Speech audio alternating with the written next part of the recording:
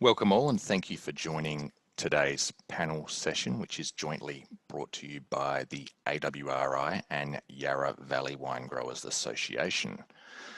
Now, a special welcome also to the members of this association. My name is Michael Downey, and in this session we'll cover a range of topics related to vineyard viruses in both Australia and New Zealand, and also take a look at experiences of Yarra Valley growers when considering replanting.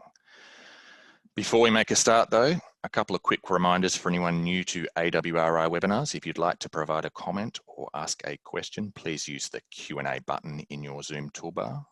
Type your question in and click to send it through. We will be holding a Q&A panel style session following today's presentations, but please feel free to send through your questions at any stage.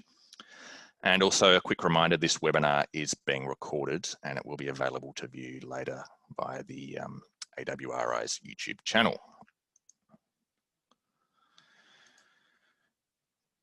Now, for those of you that have just joined, welcome. Today's webinar topic is rootstock remnants, viruses and replanting challenges. And we're fortunate to have three speakers joining us today. Rob Sutherland from Bortoli Wines, Yarra Valley, Dr. Fiona Constable from Department of Jobs, Precincts and Regions, Victoria, and Dr. Vaughn from the New Zealand Institute for Plant and Food Research.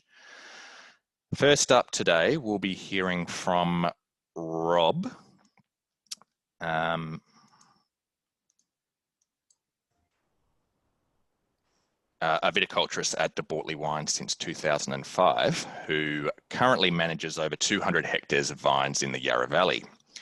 Replanting vineyards has been on Rob's agenda since the discovery of phylloxera in 2006. Rob is also chair of the Yarra Valley Wine Growers Technical Subcommittee.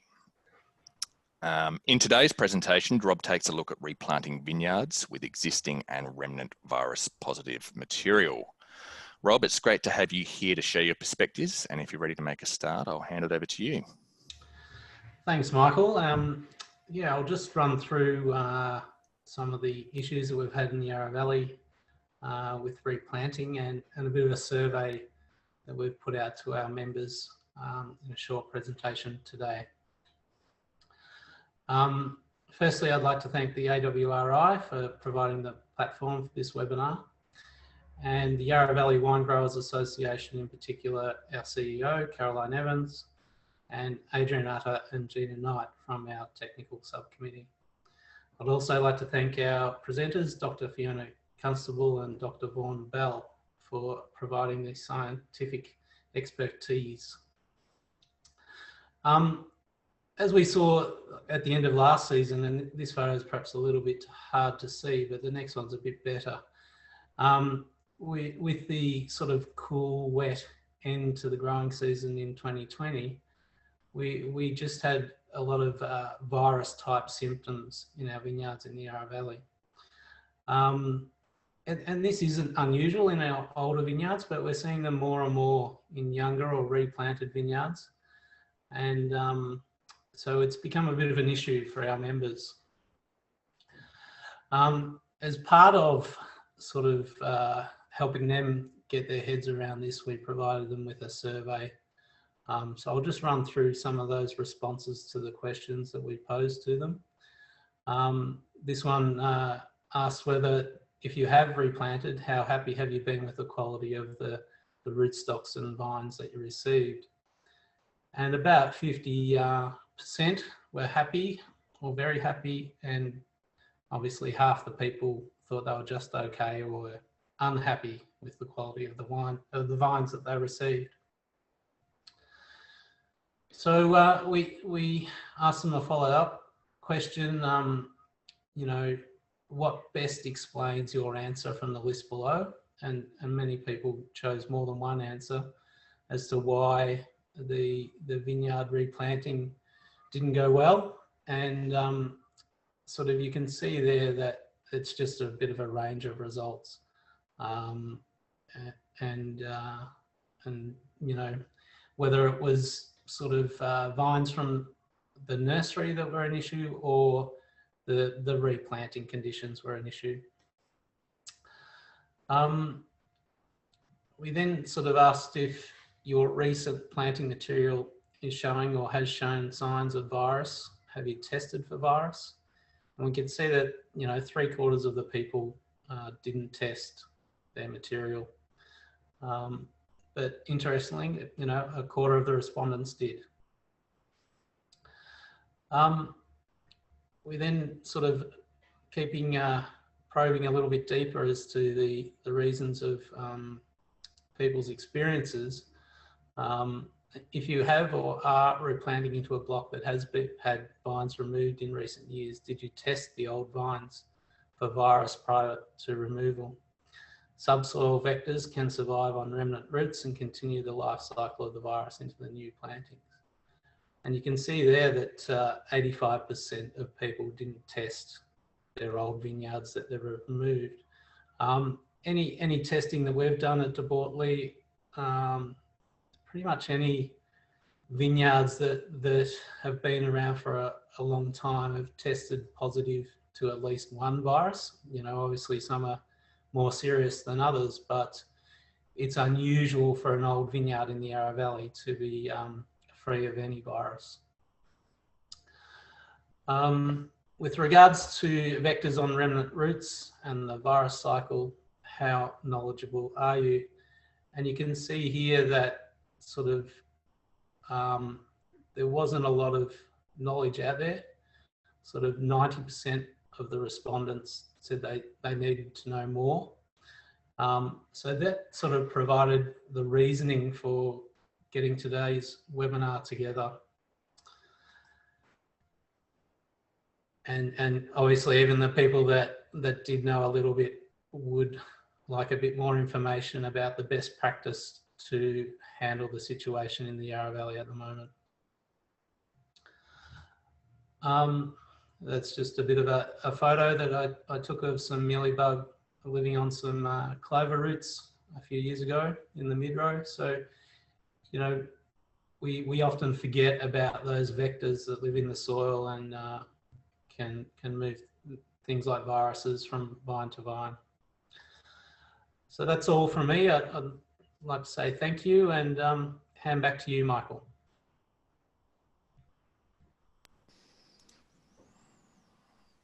Okay, fantastic. Thanks very much for that, Rob. Great to hear an industry perspective from Yarra Valley.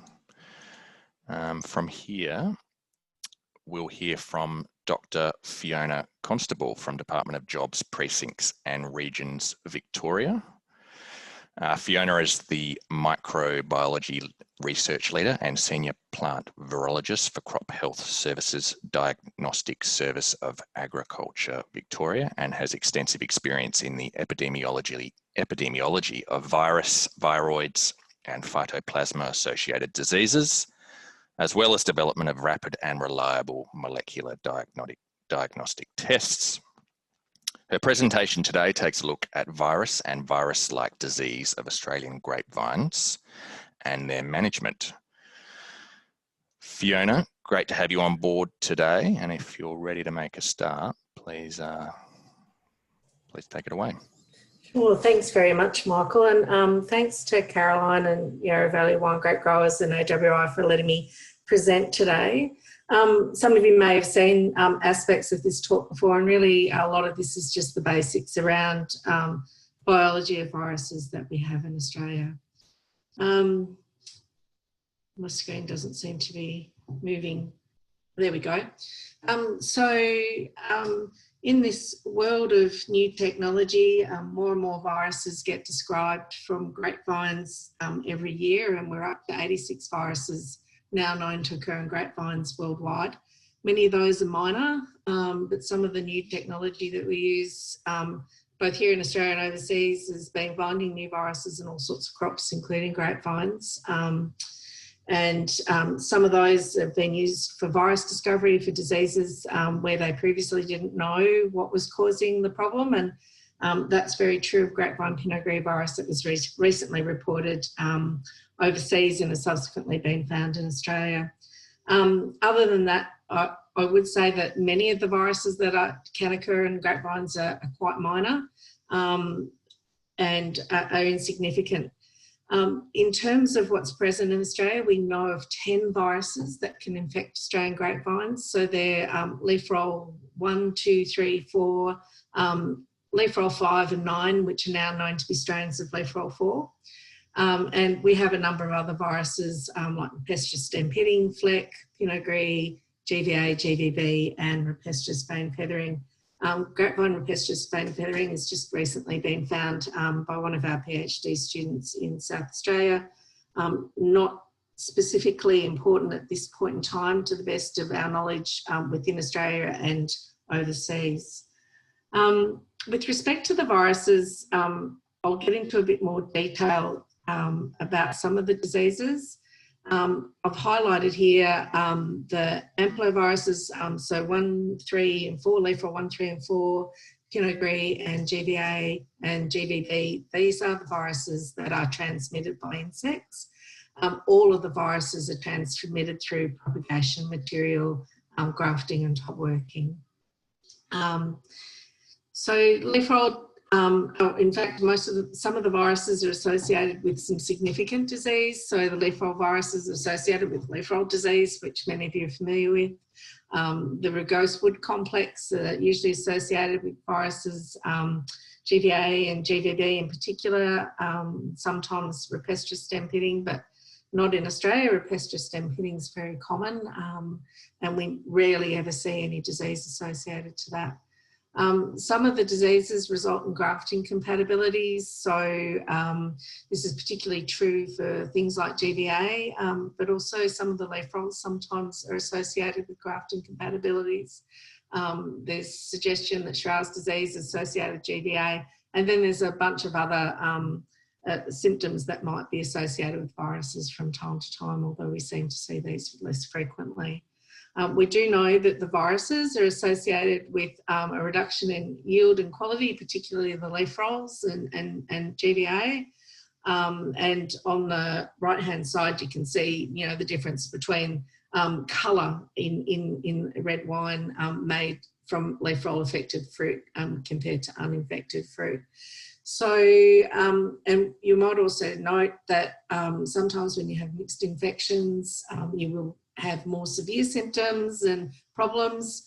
But on the converse to that is that some grapevine varieties, when they're infected with virus, don't show particular symptoms, or the problems that are caused are a little bit more insidious. So it might be just a minor reduction in yield, or it could be, you know, less fruit quality, but you're not seeing those striking leaf symptoms that you might see with perhaps a leaf roll virus.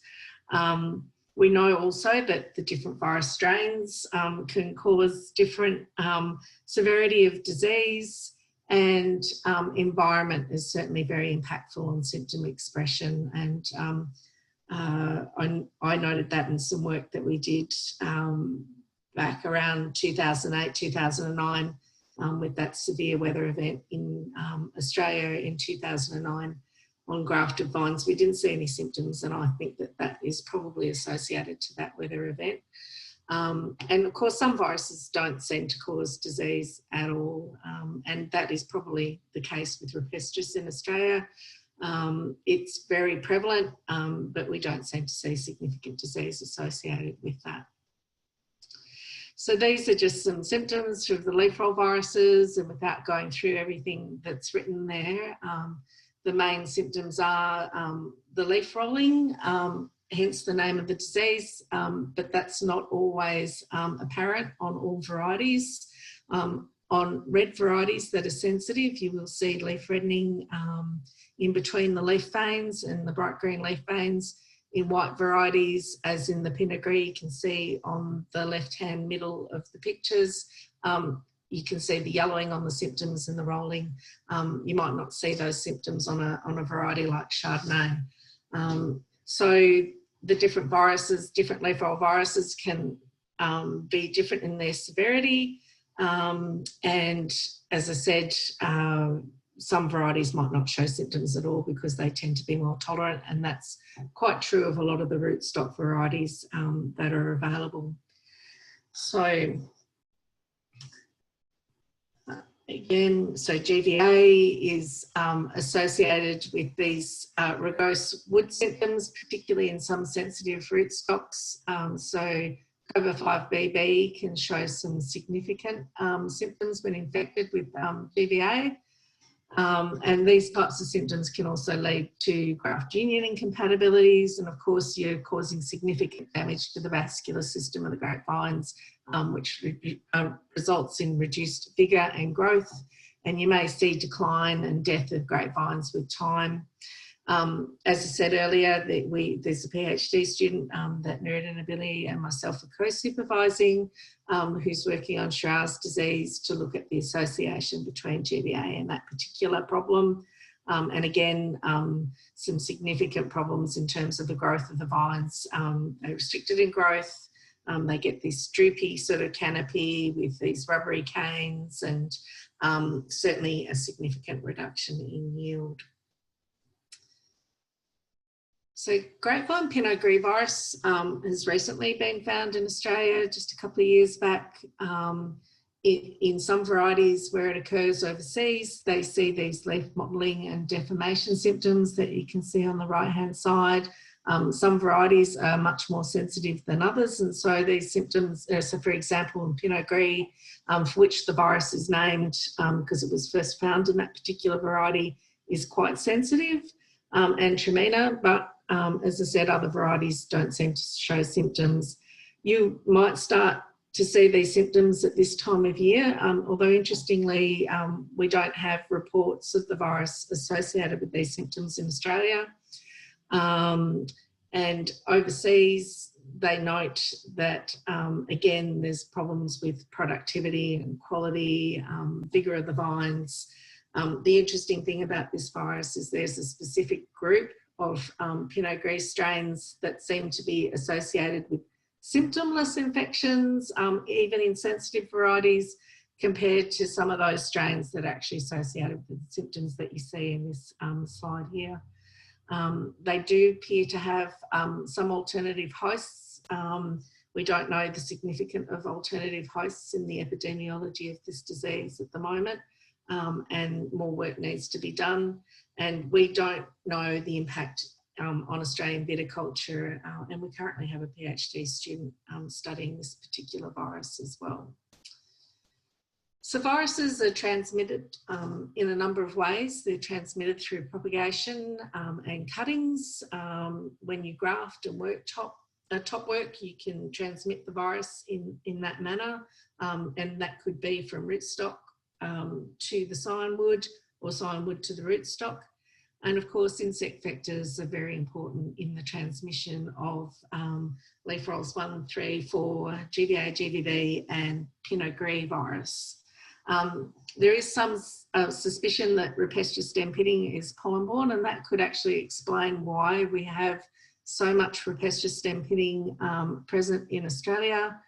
But the good news for everybody, I guess, is that the viruses themselves are not mechanically transmitted or transmitted through seeds. So if you're pruning one diseased grapevine and you use your secateurs on the next grapevine, it's very unlikely that you're going to transmit the viruses through that process. What I probably will say a few times throughout my talk is that a virus infection is for life. So once a grapevine becomes infected, it stays infected. And the viruses themselves, most of them are vascular limited. They get into the phloem tissues, and from those phloem tissues, they move throughout the grapevine. So there's two ways of transmission, as I said earlier. You can have a vector that acquires a virus from another grapevine and then moves to an uninfected grapevine and deposits the virus into the phloem tissues. Or you can have that transmission through the connection of vascular linkages after grafting. And as I said, once that infection occurs, the grapevine moves throughout the vines. It will go down into the roots. It will go up into the other shoots and leaves. But having said that, the distribution, especially in such a big organism like a grapevine, is not necessarily completely systemic, so it can be uneven, and the concentration of the virus can be uneven too, depending on how quickly it's replicating in one part of the plant to another. What we do know based on our observations is that after an infection event, you might not see the symptoms for a couple of years.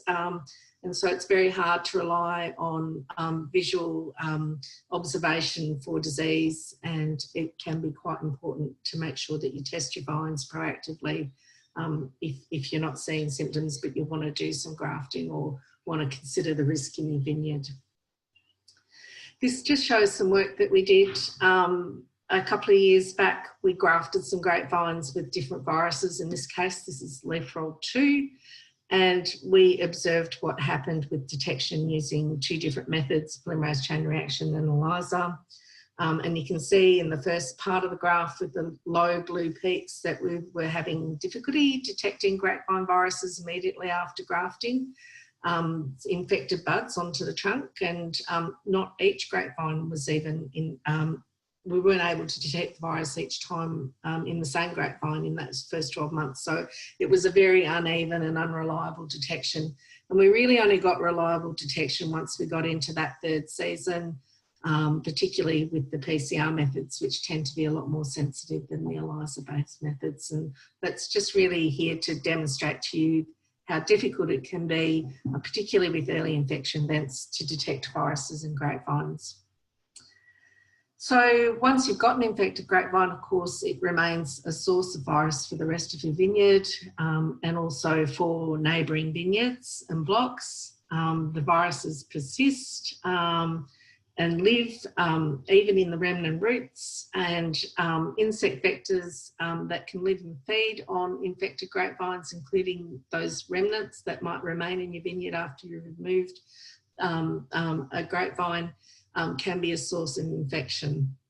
And of course, as I said earlier, that top working is also a risk as well.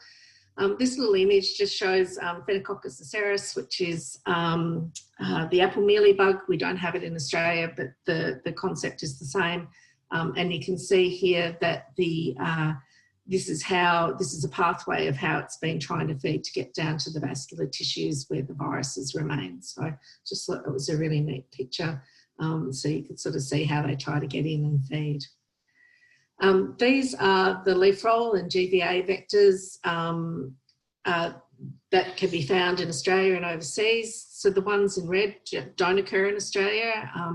That's kind of really good because some of these mealybugs here, the grapevine mealybug, the grape mealybug, are very efficient vectors, and we don't have those, so we're very lucky.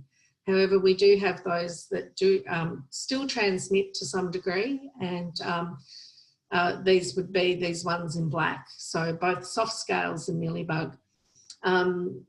These are all found in Australian vineyards, although in some regions you may find long-tail mealybug to be more prevalent than something like a brown scale, but they all have the capability of transmitting viruses. They all feed on the phloem where they acquire the virus, and then they can transmit it. There's no strict vector virus species specificity, so what that means is that they can acquire any one of these scale or mealybug can acquire, for example, leaf roll 3 and transmit it. They just may do that more or less efficiently than others. They're all adaptable to a wide range of conditions, and they prefer the cooler, warmer environments, and sometimes their life cycles can be knocked about by hot weather, but they all transmit viruses. Semi-persistent transmission means that they can acquire the virus in a short time frame, and they can retain the virus for a number of days, and then they become uninfected again. But that doesn't stop them from reacquiring the virus. So my next slide, and I just wanted to highlight these ones here because to the best of my knowledge, and I'm not an entomologist, the obscure mealybugs, Citrophilus mealybug and citrus mealybug are all subterranean. That is that they can get down onto the roots and feed on roots and acquire virus from roots of grapevines. So these are just some images of mealybugs that you might see in the vineyard. These, as I say, all transmit viruses, grapevine viruses, leaf roll 1, leaf roll 3, leaf roll 4, and GVA. They have multiple generations per year, and this is concerning simply because it's easy to build up numbers quite rapidly, and transmission becomes a bit of a numbers game. I mean, the more vectors you have, the more risk you have in terms of transmission. These are some of the scale that occur in Australian vineyards, and really interestingly is in recent times we see that people are talking a lot more about these brown scales or grapevine scale and frosted scale, and it is concerning that in some vineyards you see high numbers, and again, as I said, that numbers game is really critical because the more you have, the more risk you have for transmission. Generally scale only have 1 generation per year, but some of them will start their 2nd generation in the same year, so you can start to build up numbers quite quickly. And of course, for both mealybug and scale, their life cycles are temperature dependent.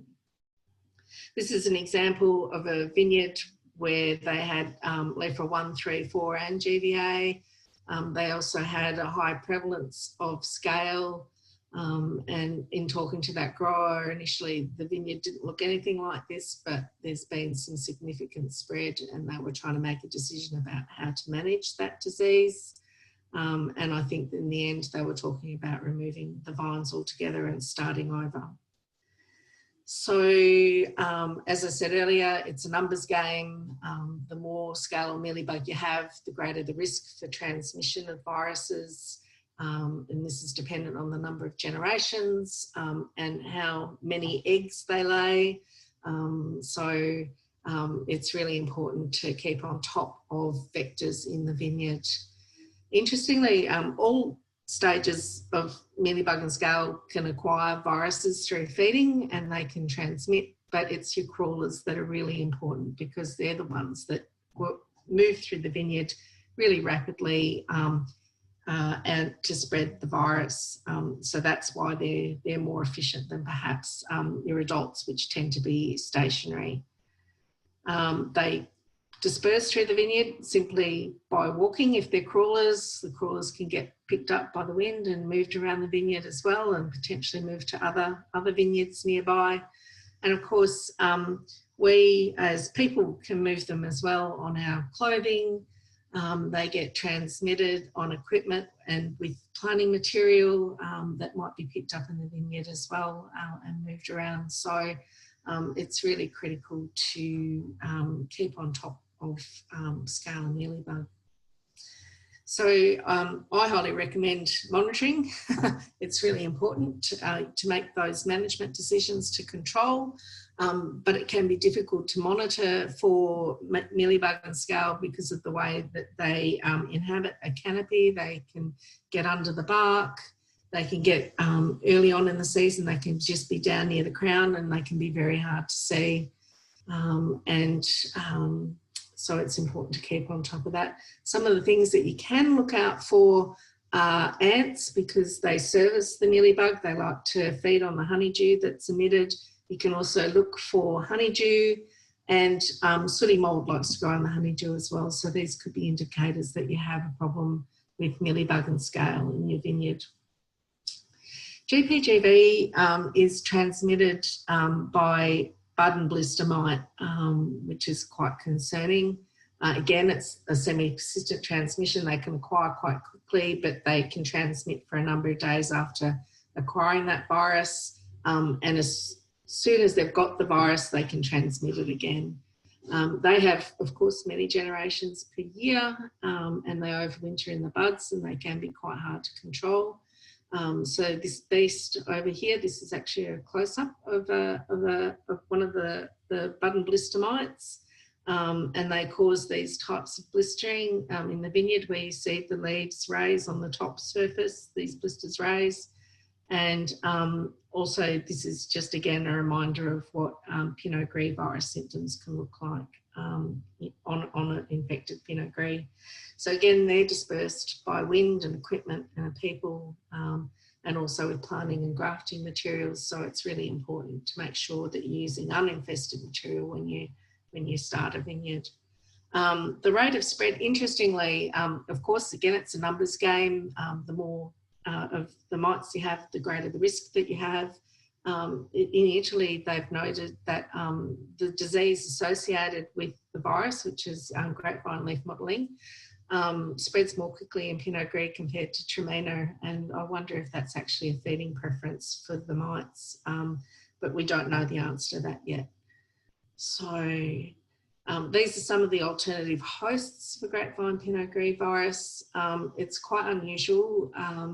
It implies potentially another vector for the virus, but it also could be that when those mites fall from the grapevine for whatever reason, or end up on another host for whatever reason, they have a transmit the virus. So we still don't know the significance of these alternative hosts yet, but it may be important to control some of these in the vineyard if you think that you have a problem.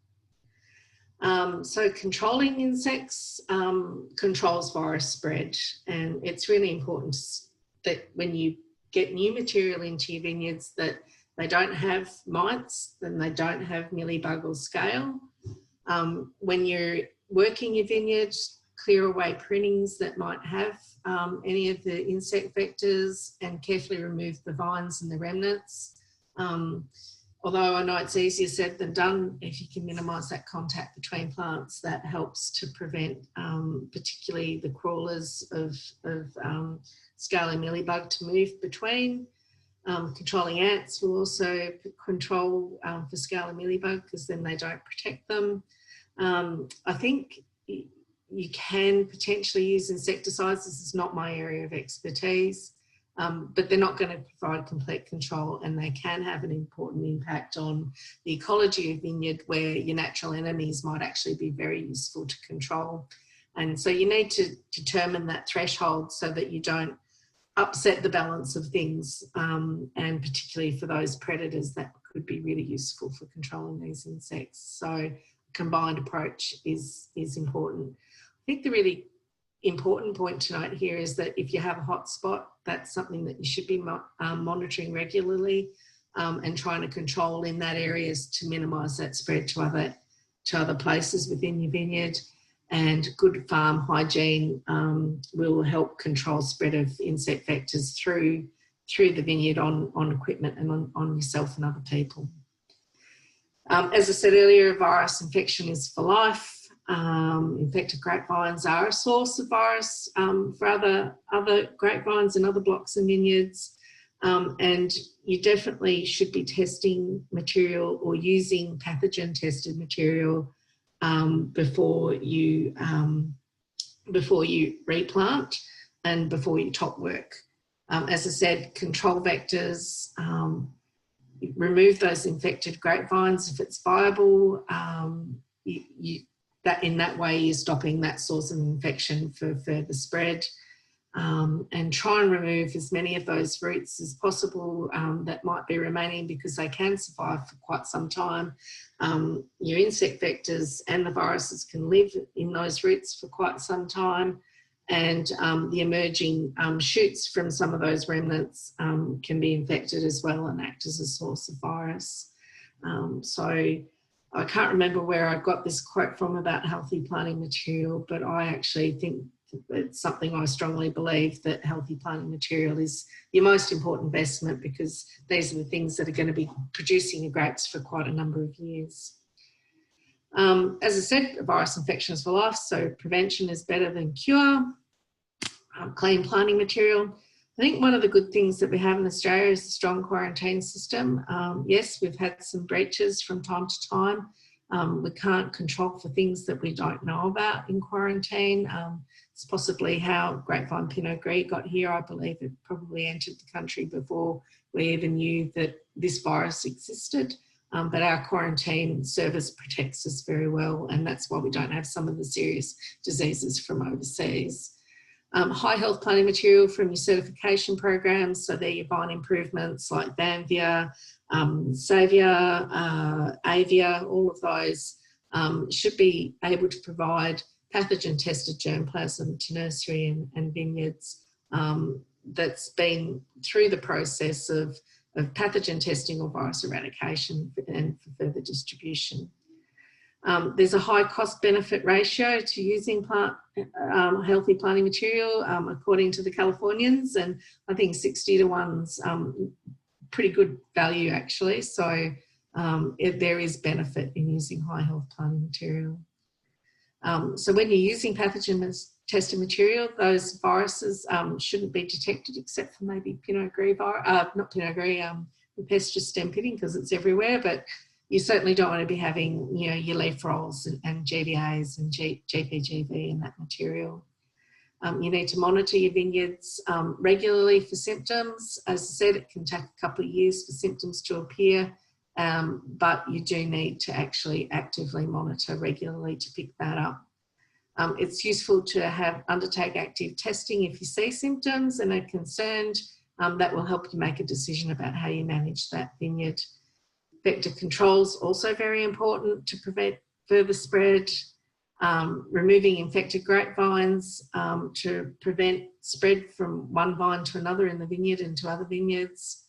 Controlling alternative hosts. As I said, we're not 100% sure whether GPGV alternative hosts have an important role at this stage, but it may be worth thinking about that, and I'm happy to have a chat further if people are interested about that approach.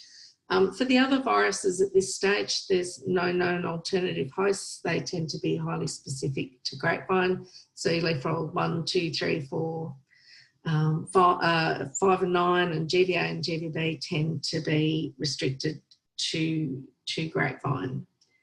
And of course, you need accurate diagnosis. So you definitely need to get your vines tested. A lot of the symptoms that we see can look like other things.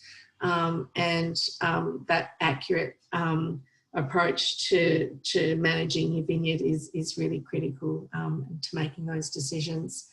The other thing I would say here too is that the high health planting material doesn't just control for viruses. There are other things that get transmitted in planting materials, such as your trunk diseases, which are also very important. And you should be keeping in mind for your vineyards as well.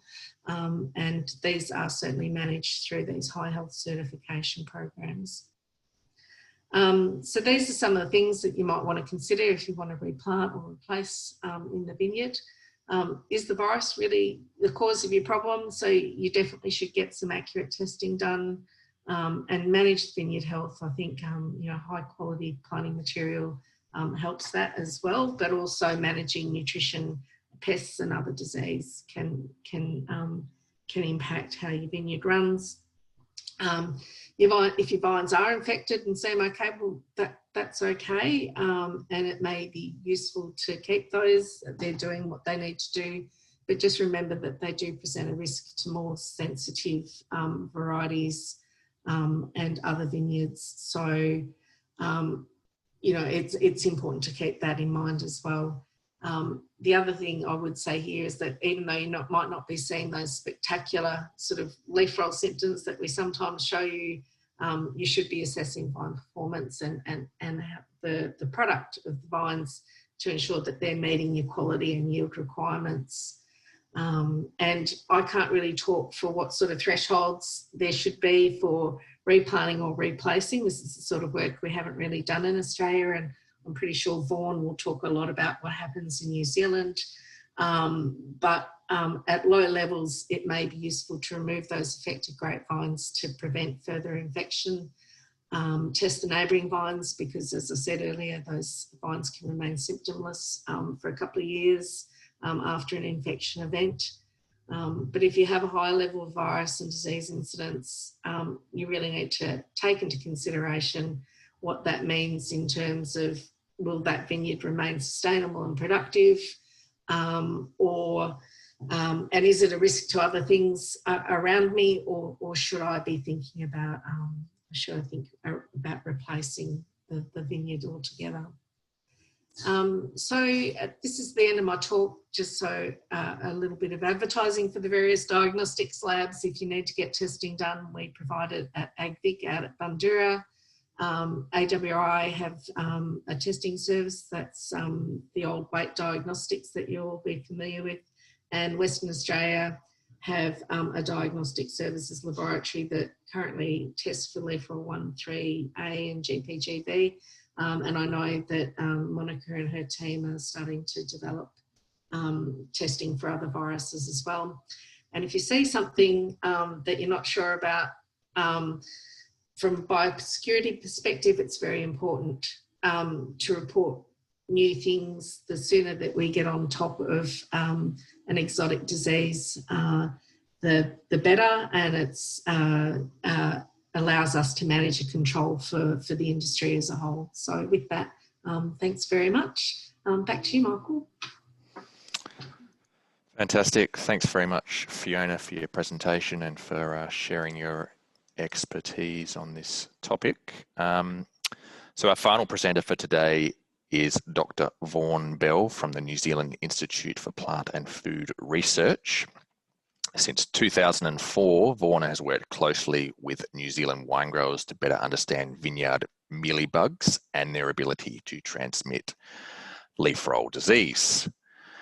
Vaughn's contributions in this field have led to the development of practical and financially sustainable management responses that have been widely adopted in New Zealand. So thank you, Vaughn, for joining us from New Zealand. And if you're ready to make a start, I will hand it over to you to take it away. Thank you, Michael. Thank you, everyone. Hello, Australia from sunny New Zealand, or sunny Hawke's Bay at least. Today, I've been invited to talk to you about insect transmission of grapevine leaf roll disease, the New Zealand experience of that, and what our response to that disease was. This is a process that started in the early 2000s with grower surveys and a literature review, and in 2008 a 6-7 year research project. Before I get into that, I'm going to acknowledge that with me are a whole group of New Zealand colleagues who have been working in various aspects around this project for some years. So their names aren't on the screen, but there are a lot of us working in this area. So let me just get rid of that. How did this all start? Well, leaf roll virus has been known about in New Zealand for many years, certainly all the 57 years that I've been around in New Zealand. It was first probably recognised in the 1960s, early 1960s, but it probably wasn't until the early 2000s that there were a group of very energised growers within the wine industry who started to spot these strange foliar symptoms in the vines, and they were anticipating that there was a problem in the wings. There was something that they needed to understand and they wanted to manage, because for the New Zealand wine sector, as it is for the Australian wine sector, we're aiming for a premium quality product. And, you know, if you're aiming for premium quality, a disease like leaf roll virus and many of the other pathogens that might affect the grapevines means you've got very little tolerance for widespread incidence of this disease or many others. The issue, however, was knowing how best to respond to that disease. It was an extraordinarily ad hoc process in the early days, in those early 2000s. Everyone was kind of doing their own thing. There weren't really any rules or a how-to manual as to how best to tackle this. And of course, while there were some who were responding to the disease, there were many others who were doing nothing except watching this disease slowly march through their vineyards. So for us here in New Zealand, grapevine leaf roll disease is best represented by this particular pathogen, grapevine leaf roll associated virus 3. And hereafter I'll refer to it simply as leaf roll virus. You can see the classical foliar symptoms that Fiona highlighted to you earlier on, the interveinal reddening, the green veins. There's not a lot of leaf marginal roll there, but there is a bit. We really, in those early days, we had a very rudimentary understanding of what this disease was.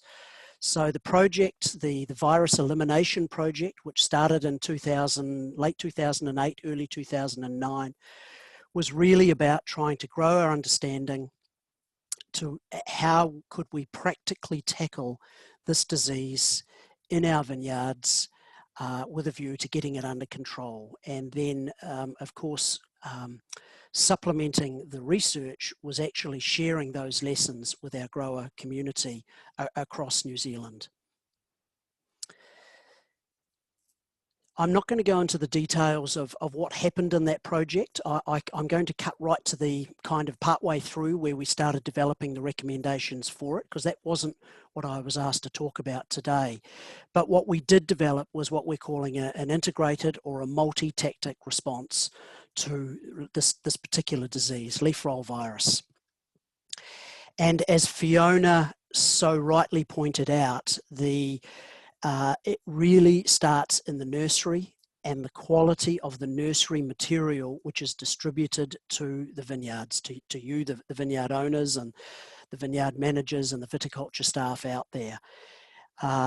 You don't have good quality material, then you can't be confident that what you're planting is free of leaf roll virus, among other things. So in New Zealand, we have a thing called the New Zealand Wine Growers Grafted Grapevine Standard, which was first developed in the early 2000s, and it's now up to, it's had a number of iterations over the year as our understanding and knowledge of this disease increases. And as Fiona rightly pointed out, it's a graft transmissible disease as well as insect vectored. So once we get the vines planted, we've then got to be able to look or try and detect the virus within the vineyard. And for the red berry cultivars, you can actually see those clear foliar symptoms of the disease. Fiona indicated that the time at which the foliar symptoms start to show is, she's arguing, anywhere from 12 months to perhaps 24 months after infection. I think Fiona's right. We don't really know. We have in New Zealand here, we've kind of assumed a minimum of 24 months for those distinct foliar symptoms to show. But what's important to note is the reliability of those visual diagnostics has to take into account things like the image on the right there, which is magnesium deficiency in Pinot Noir. On the left there, we've got classical leaf roll 3 foliar symptoms in Pinot Noir. So understanding the disease from other relatively benign, either girdling, cane girdling or mineral deficiencies is really important. Don't tag vines to remove if it's just magnesium deficiency. So being able to discriminate between them was one of those practical things we had to overcome here in New Zealand. So this virus elimination project upon which all of this has been based, it was very much about what could actually work in the vineyard. And as Fiona pointed out, not only are rootstocks asymptomatic, but in New Zealand, most of our whiteberry cultivars, our Chardonnays, our Pinot Gris, are relatively asymptomatic. So you can have a vine infected with leaf roll virus, which looks really very, it looks no different from a neighbouring vine which might be free of the disease. So therefore being able to visually identify leaf roll virus in whiteberry cultivars as in rootstocks is very, very difficult. So once we've identified the vines, we've then got to be able to remove them. And I'll talk a little bit more about the roguing process later on. But it's actually removing those vines sort of soon after harvest, later in the growing season. Typically, often in New Zealand, it's during the winter months. after the vines have lost all their foliar leaves. So we tag a ribbon around them earlier in the growing season, and that becomes the cue for the team to go through and rogue those vines or remove those individual infected vines later on. And as Fiona highlighted, the roguing threshold was the source of a lot of debate here in New Zealand. After some time, we settled on a threshold of 20%. So in other words, up to an incidence of about 20%, we believe it's possible to successfully initiate a roguing program and being able to get on top of this disease. Beyond that 20%, and it'll vary depending on the imperatives of different businesses and you know, and their business objectives, that might vary a little bit, but beyond that, you're possibly looking at whole block redevelopment. That's the position taken in New Zealand. But of course, the roguing and the success of the roguing is very much dependent on the insect vectors. In this case here, these are long-tailed mealybugs, which you've got there in Australia, as Fiona has highlighted. So I'll be talking about them right now. So mealybug and scale insects spread leaf roll virus, but in New Zealand here we've only really got two problematic species we're dealing with, both the long-tailed and Citrophilus mealybug. We do have some scale insects, but certainly not the numbers that Fiona was reporting there in Australia, and we very rarely find them in most of our vineyards. They'll be present, but typically they're more an incidental pest than particularly problematic. So we believe it's these two mealybug species that are transmitting the disease. We have up to 3 generations per year here in New Zealand for both of these species. They can reside on multiple host plants, including the grapevine, of course. The disease, they need to feed on infected vetus to be able to acquire it. So a female that is laying eggs will not transmit that disease to her offspring. Those offspring, the crawlers, as Fiona highlighted them as, they need to feed on infected vine to be able to acquire the virus. Hence the importance of removing those sources of virus inoculum, those infected vines, as you see them in your vineyards.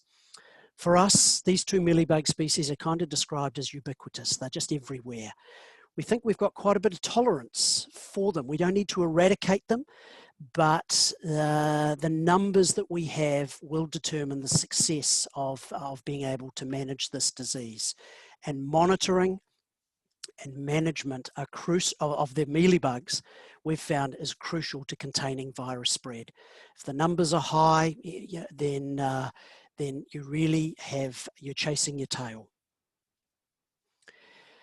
Again, as Fiona highlighted, passive aerial dispersal of the crawlers. They're highly mobile. Their little legs will take them through the vines. And of course, as the canes overlap from one vine to the next, they're easily able to move from one vine to the next. A few millimeters or a few centimeters, they're on a new vine, resume feeding, and potentially they're able to transmit the virus, as simple as that. They are the most efficient life stage at spreading the disease. And, you know, as you can see there from that Citrophilus mealybug crawler, they're tiny, 0.4 of a millimeter. Most of us would struggle to see that on a vine leaf or in a bunch in the bright light of a day in a vineyard. So, yeah, this is a formidable pathosystem here, if you want, for want of a better word, a virus-vine vector relationship that we're dealing with here. It requires, you know, a lot of vigilance. The issue of remnant roots was highlighted to me as something that, and certainly in Rob's presentation, he highlighted this as being an area which is of some concern, particularly to growers in the Yarra Valley by all accounts, but I suspect it's probably more widespread. It certainly elicited a lot of debate here in New Zealand. And that photo was taken in about 2007 in a vineyard here in Hawke's Bay. And you can see on one of the remnant vine roots that was found at a depth of 25 centimetres, there are 2 Citrophilus mealybugs residing on that remnant root. And what we think happens with those remnant roots and potentially those subterranean mealybug populations is that when new vines are planted, the mealybug on those remnant roots, they're attracted, some sort of volatile, a semiochemical given off by the newly planted grapevines, we don't know, but they can often make their way quite quickly to the roots of the newly planted vine. And here's a photo here that was taken by the late Dr. Rod Bonfiglioli, formerly Weight Diagnostics. This was a grapevine in Gisborne taken in 2008, 11 days after it was planted.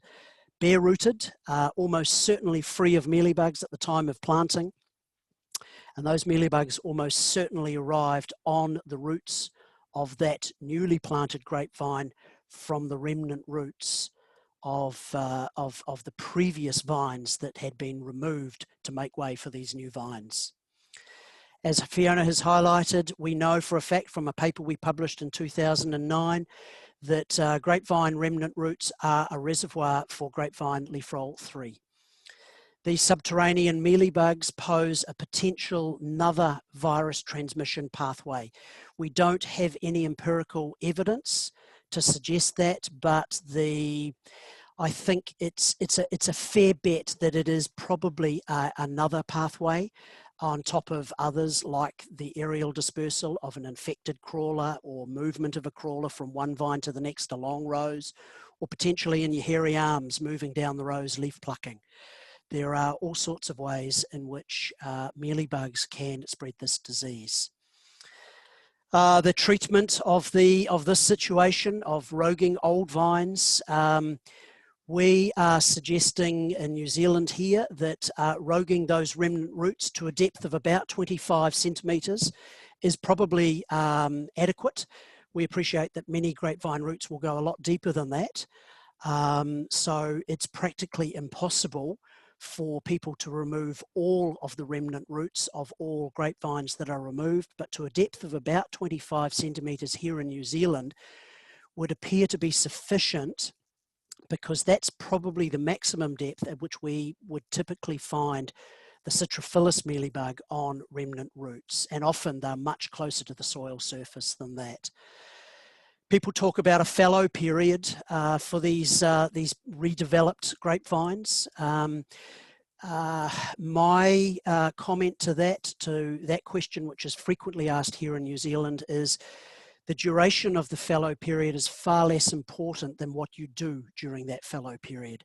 So actually cultivating that soil, and I realise for those of you who might be into regenerative agriculture, that might be an anathema, but if we're to get rid of these remnant roots and potentially decouple the mealybug that might be residing, the subterranean mealybugs residing on those remnant roots, cultivating that soil and actually disposing of those remnant roots brought to the surface is really a very good hygiene when you're coming to develop a new planted area. No herbicides are now applied to grapevines before removal in New Zealand. So that was a finding that we noted. It does actually very little to actually manage the disease. So that has now been dropped from removal here in New Zealand. I'm happy to answer questions on that because this is an area of a lot of interest, I suspect. In New Zealand here, we, for research purposes certainly, and a lot of our growers who are monitoring for mealybugs, they're looking at vine leaves, typically collected pre or post-harvest, simply because leaves are easier to handle, they're two-dimensional. For research purposes, we'll take them back to a laboratory and look for mealybugs under a microscope. We'll typically count the number of mealybugs on them, but for a grower, that's not really a practical solution. Instead, they might just record whether there's a presence absence from the number of leaves that they look to get a % leaf infestation. That information is used to inform the management decisions for the coming spring. So what insecticides I might use and where I might use them and the timing for those applications. Increasingly, we're looking towards synthetic sex pheromones as a tool to aid growers in monitoring of mealybugs. It's not an attractive task to get out there and collect leaves or collect bunches, take them back to your lab or your office and screen them for mealybugs. It's a difficult, and it's often occurring at a time where you've got other competing tasks within the vineyard. So these synthetic sex pheromones are a passive way of being able to determine the presence of different mealybug species. Certainly for the citrophilus, long-tailed and obscure mealybugs, and the citrus mealybug, as you've got there in Australia, there are pheromones for those. So that's something that probably you need to be looking at in Australia. My suggestion with regard to scale insects, that may be more problematic. Some of those species that Fiona highlighted are dominated by females only, so there is no need for males, or sexual reproduction isn't frequent, so therefore the ability of males to respond to a synthetic sex pheromone is probably very limited, so they may be less effective for at least some of those scale insects, but that is an area you'll need to probably spend some time looking at there. And you can see in that central photo there, the male mealybug morphologically, or its form, is quite different to that of the mealybugs that many of us are used to seeing. And that photo taken by Toby Oosthuizen in South Africa there of the match, the head of the match, you can see how small that boy is. He has no mouth parts. He is simply looking for mates to do the business with. So pheromones here, we're looking to use them as a tool to inform the insecticide use. So whether we go vineyard wide for those insecticides, or whether or not we can target those so-called hotspots that Fiona talked about. There might be particular blocks that year on year we see become problematic, and they might be the ones that we need to target. And of course, the need for insecticides may well depend on factors such as whether or not there is virus occurring in those vineyards. If there's no virus, then you've actually got some tolerance for some of these disease vectors, assuming the populations don't get too high and things like black sooty mold don't become a problem for you. For us, product choice, the insecticide product choice, the timing, coverage, for contact products, coverage is king. The vine wetting and the run-in of those contact products into those hard-to-reach places under that flaking bark and in those cracks and crevices of old wood. Really, really important. And another thing I would highlight for you is the issues around resistance management. So using different products with different modes of action so that you don't end up with mealybug populations or scale populations that have resistance to particular active ingredients.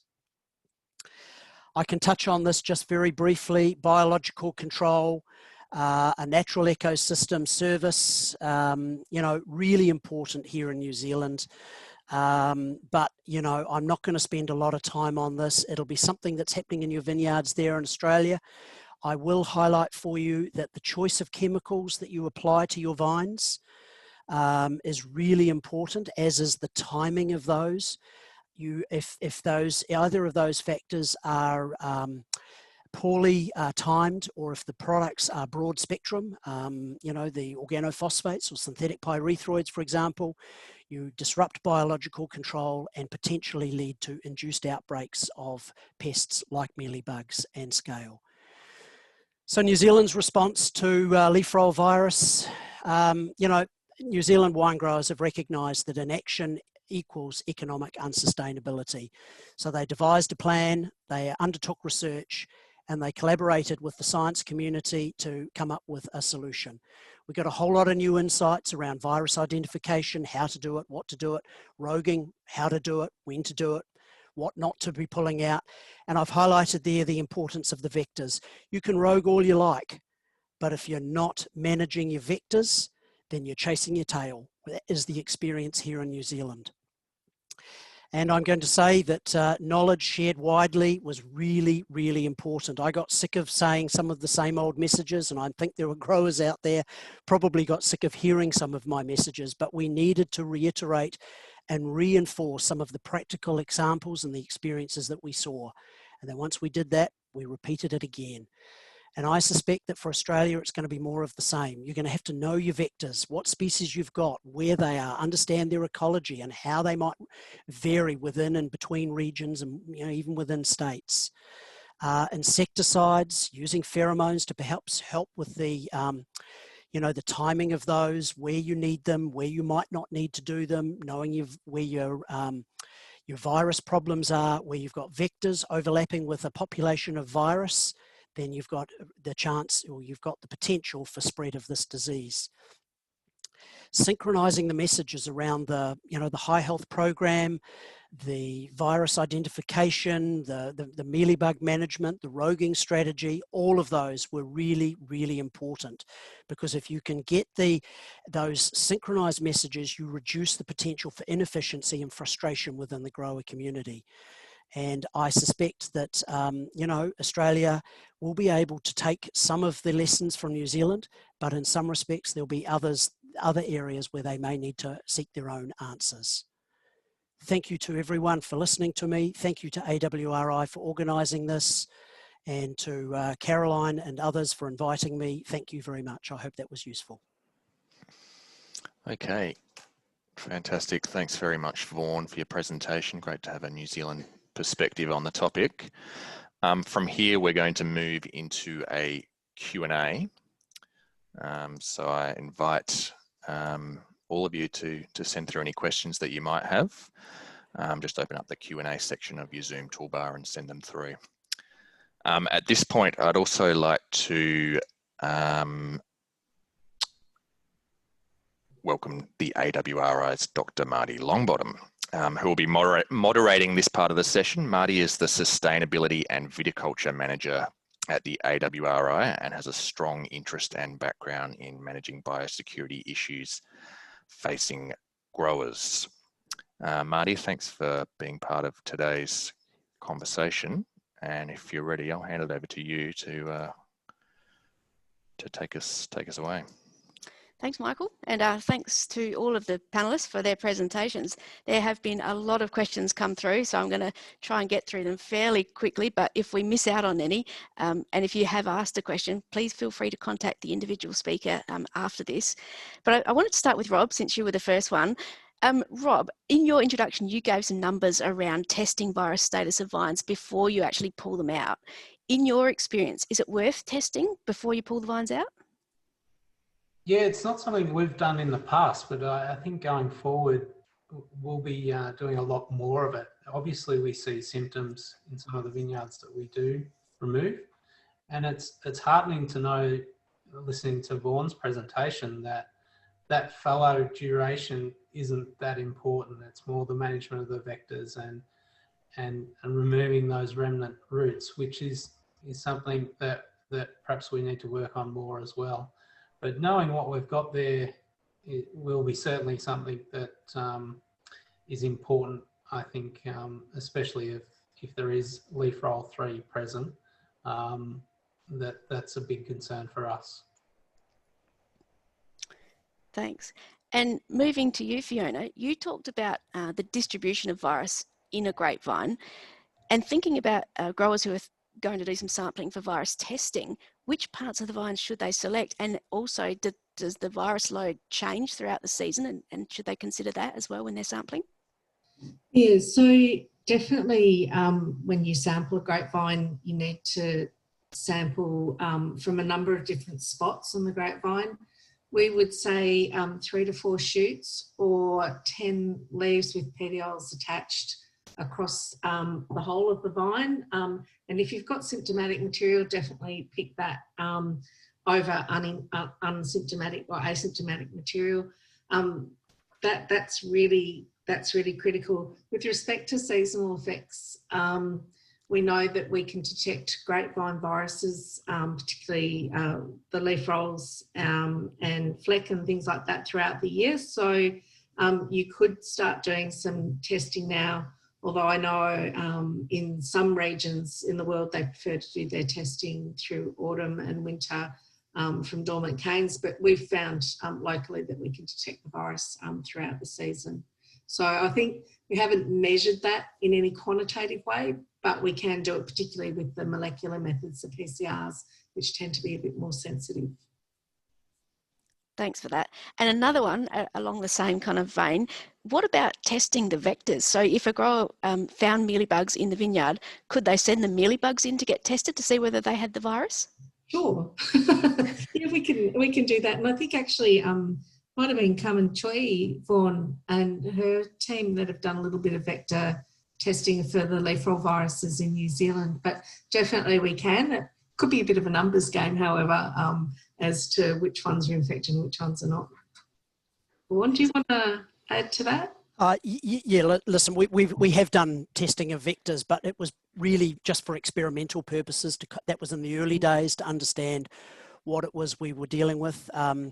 We actually tested the mealybug we found on remnant roots. Now, please understand that sampling mealybug on remnant roots is a really, it's a destructive test, sampling method. Very hard to find them often. You know, the shovel going through the soil tends to displace the mealybugs, but occasionally we get lucky. And when we've done that, we've sent samples away for testing, and we have actually found some of those mealybugs to be what they call viuliferous and infected with leaf roll 3, but others not so. So, you know, yeah. I think the recommendation would be for growers out there would be to sample the leaf material as per Fiona's instructions, or the budwood, whatever the material might be that you were able to get hold of. Thanks, both of you. Vaughn, you talked about visual identification of the leaf roll symptoms, but specifically in red varieties. What about in white varieties? How do you do the identification there?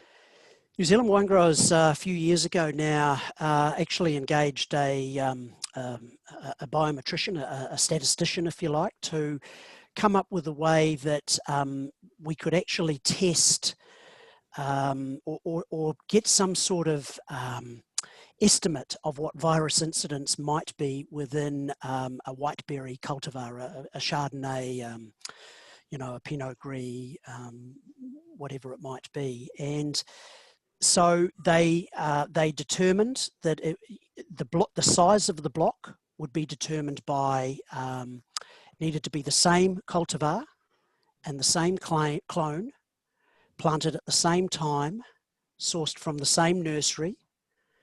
So it could be 0.5 of a hectare, it could be 20 hectares. They systematically sampled leaves from each of 200 vines spread across that block, if you like. They then composite tested 5 of those leaves in a single test. So they had 40 tests to give them their 200 vines. And they got a result from that, from the ELISA testing that was done. And from there, they could work out, and I don't know how they did it, they worked out an estimated virus incidence with a 95% confidence interval around that. And that was the basis from which some growers here in New Zealand are now determining their tolerance for vectors within those whiteberry cultivars. And since you can't see individual infected vines, or not easily, not reliably, that's a good way of determining what the spray program might be in blocks with and without leaf roll virus, for example. I hope that was helpful. Thanks, Vaughn. Going back to you, Fiona, there's a question here, it's a pretty specific one, about grapevine fan leaf virus. Can you tell us a bit about that particular virus in Australia?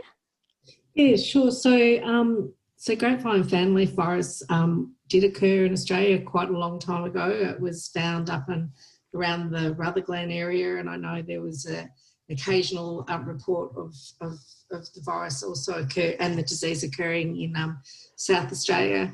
The interesting thing for that is one is the limited distribution, I guess, of the vectors, but the other part of that in Victoria in particular, with phylloxera coming into the Rutherglen region where it used to be found, it actually restricted movement of material out of Rutherglen. And with that, the vineyard that had fan leaf was eventually removed. And I know that the material in South Australia has also been removed it's now considered eradicated and not present in Australia, an exotic virus for Australia. So I think we're very lucky that we don't have that particular disease here. And so, yes, it's no longer a problem, along with the other viruses that are also associated with family of disease. Thanks for that. There's another question here around certification of propagation material, and I think both you, Vaughn, and also Fiona really emphasise how important that is. For more information about that, I'd recommend that you have a look at the webinar that Nick Dry did quite recently on the AWRI website. You can have a look at that one there. There's also questions about best practice for controlling viruses. So maybe, Vaughn, if you can quickly comment, you've given us the recommendations from your New Zealand experience, but perhaps if you give us a brief comment on how transferable these recommendations might be to Australia and some of the things that we might need to consider in those recommendations. Yeah, I think there's a number of important differences. Your range, you've got a much broader range of insect vectors over there, and from what I understand, scale insects are more prevalent and probably more problematic, certainly more problematic than they are here in New Zealand. So we're, I guess, fortunate with a small f in that we have mainly two main vector species. So I think that's going to be a really important factor. I think understanding some of the biology and ecology of those vector species, how many generations they might have in different wine growing regions within Australia.